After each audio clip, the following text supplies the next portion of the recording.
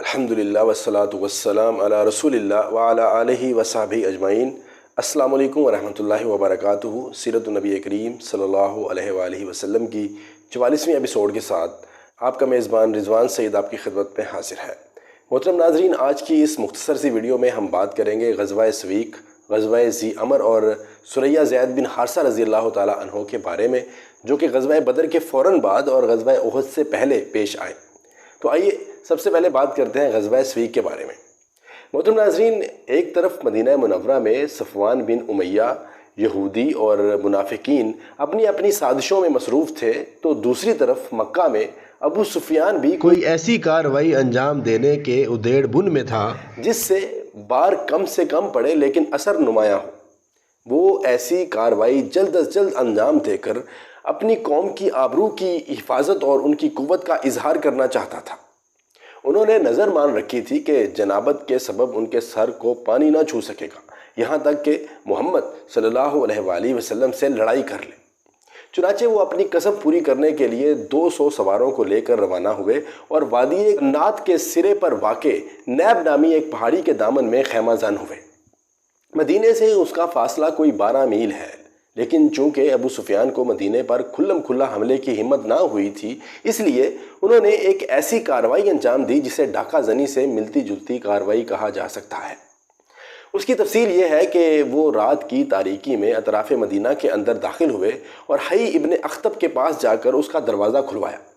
حی نے انجام کے خوف سے انکار کر دیا۔ ابو سفیان پلٹ کر بنو نذیر کے ایک دوسرے سردار سلام مشکم کے پاس پہنچے، جو بنو نذیر کا خزانچی بھی تھا۔ ابو سفیان نے اندر آنے کی اجازت چاہی، اس نے اجازت بھی دی اور مہمان نوازی بھی کی، خوراک کے علاوہ شراب بھی پلائی اور لوگوں کے پس پردہ حالات سے آگاہ بھی کیا۔ رات کے پچھلے پہر ابو سفیان وہاں سے نکل کر اپنے ساتھیوں میں پہنچے اور ان کا ایک دستہ بھیج کر مدینے کے اطراف میں عریض نامی ایک مقام پر حملہ کر دیا۔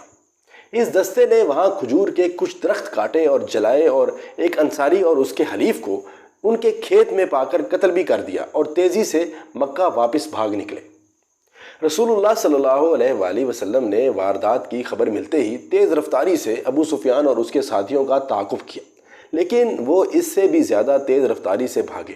چنانچہ وہ لوگ تو دستیاب نہ ہوئے، لیکن انہوں نے بوجھ ہلکا کرنے کے لیے ستو، توشے اور ساز و سامان پھینک دیا تھا جو مسلمانوں کے ہاتھ لگا۔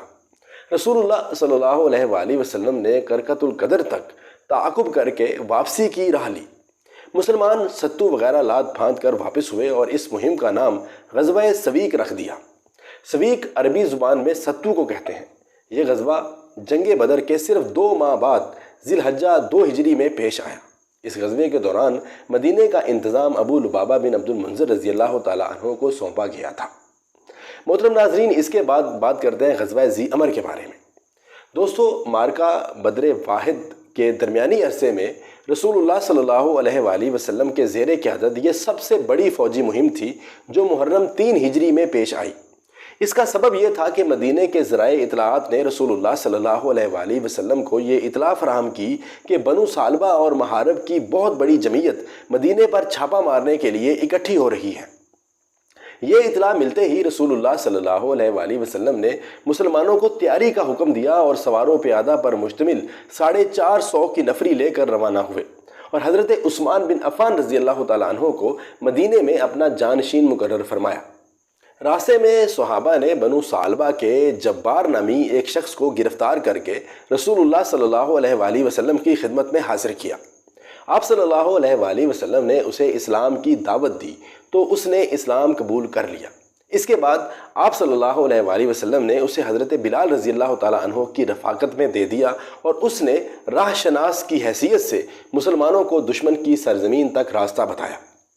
ادھر دشمن کو جیش مدینہ کی آمد کی خبر ہوئی تو وہ گرد و بیش کی پہاڑیوں میں بکھر گئے، لیکن نبی کریم صلی اللہ علیہ وآلہ وسلم نے پیش قدمی جاری رکھی اور لشکر کے ہمراہ اس مقام تک تشریف لے گئے جسے دشمن نے اپنی جمعیت کی فراہمی کے لیے منتخب کیا تھا۔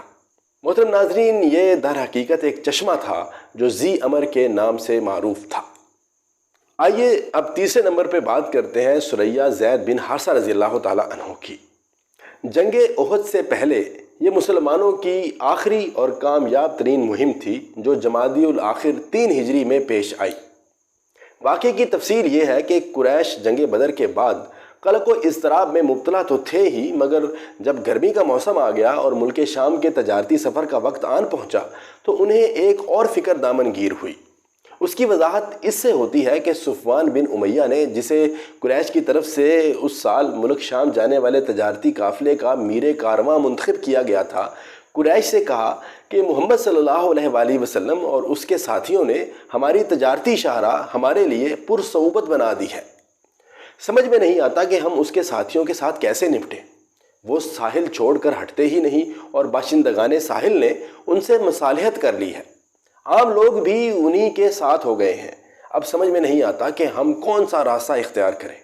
اگر ہم گھروں ہی میں بیٹھ رہے تو اپنا اصل مال بھی کھا جائیں گے اور کچھ باقی نہ بچے گا، کیونکہ مکے میں ہماری زندگی کا دار و مدار اس پر ہے کہ گرمی میں شام اور جاڑے میں حبشہ سے تجارت کریں۔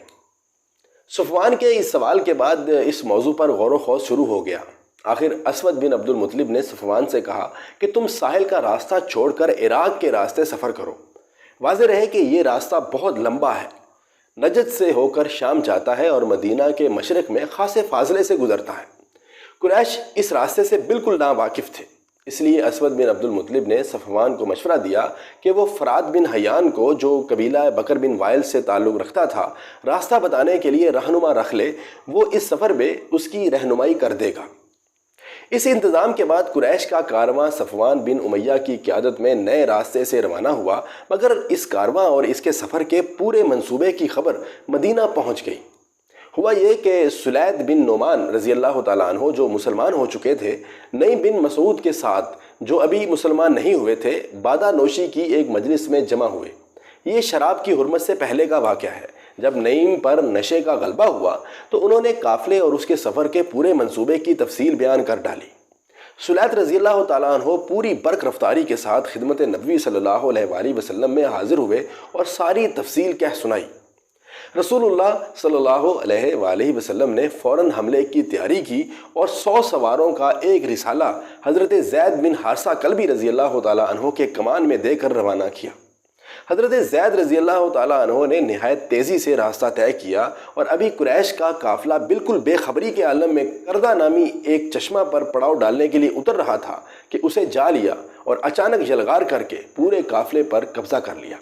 صفوان بن امیہ اور دیگر محافظین نے کاروان کو بھاگنے کے سوا کوئی چارہ کار نظر نہ آیا۔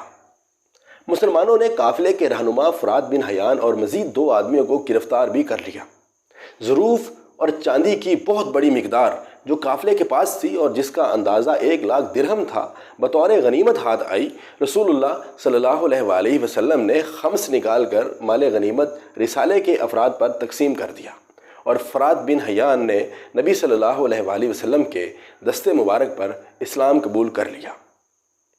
بدر کے بعد قریش کے لیے یہ سب سے الم انگیز واقعہ تھا، جس سے ان کے قلق و اضطراب اور غم و الم میں مزید اضافہ ہو گیا۔ اب ان کے سامنے 2 ہی راستے تھے، یا تو اپنا کبر و غرور چھوڑ کر مسلمانوں سے صلح کر لیں، یا بھرپور جنگ کر کے اپنی عزت رفتہ اور مجد گزشتہ کو واپس لائیں اور مسلمانوں کی قوت کو اس طرح توڑ دیں کہ وہ دوبارہ سر نہ اٹھا سکیں۔ قریش مکہ نے اسی دوسرے راستے کا انتخاب کیا۔ چنانچہ اس واقعہ کے بعد قریش کا جوش انتقام کچھ اور ہی بڑھ گیا اور اس نے مسلمانوں سے ٹکر لینے اور ان کے دیار میں گھس کر ان پر حملہ کرنے کے لیے بھرپور تیاری شروع کر دی۔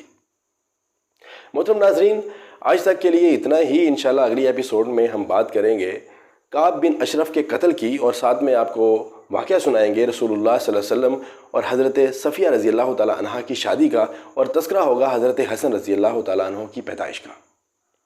تب تک کے لیے اجازت دیجیے، اپنا بہت سارا خیال رکھیے گا، دعاؤں میں اپنے ہوسٹ رضوان سید کو یاد رکھیے گا۔ انشاءاللہ ملتے ہیں جلد ہی نیکسٹ ایپیسوڈ کے ساتھ۔ اللہ حافظ۔